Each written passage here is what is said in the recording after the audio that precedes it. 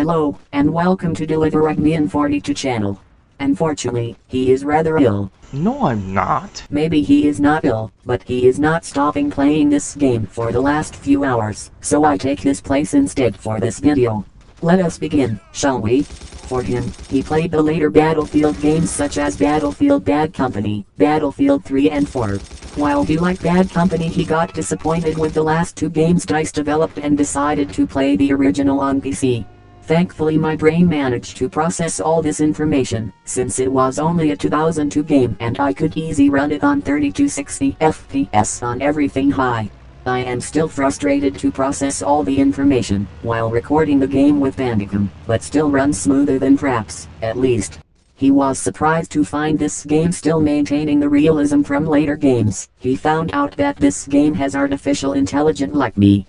He wonders why DICE haven't implemented them in the latest Battlefield multiplayer, though I don't like seeing him killing my brothering over and over again online. Kudos for them in my part. He's still wondering for Battlefront 3 to have AI in multiplayer though.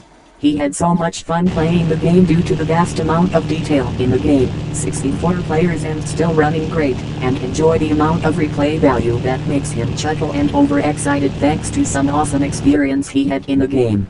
The Battlefield is chaotic but still managed to survive all of this havoc. Not all the time. He knows the original Battlefield doesn't have a single-player story-driven campaign like Bad Company had, but he's fine with it. He liked the mission briefing style anyways. Since this is Battlefield, he expect large maps to voyage, and sometime explore all of the maps to see the effort they put on the game. Now let's talk about the gameplay.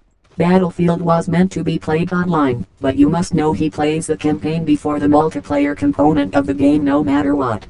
Which means there is no multiplayer online in this video. Anyways, it consists of killing as many enemies to deplete the enemy's tickets to win, and to increase the process you have to capture enemy's flag post for successful victory. And depending of the map, the objective change, but it still is focus on shooting things. Each team have 6 classes, so each player need to use them wisely in each battle.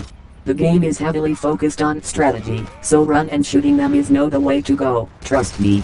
It requires to take cover and wait for the right moment to shoot, plan where to flank them and try to finish them off to progress in the game.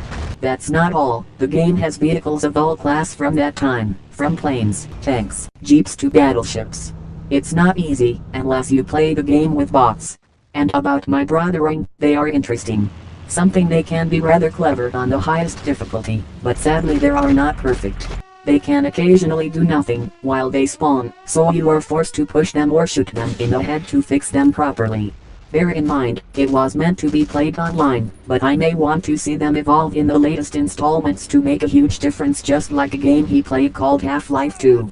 They almost feels like human beings, almost. We come to an end. The game still hold up today, as is the game that defined the series. While the newer installments may have disappointed the fans, some will return to this game and enjoy wonderful memories of what the franchise was.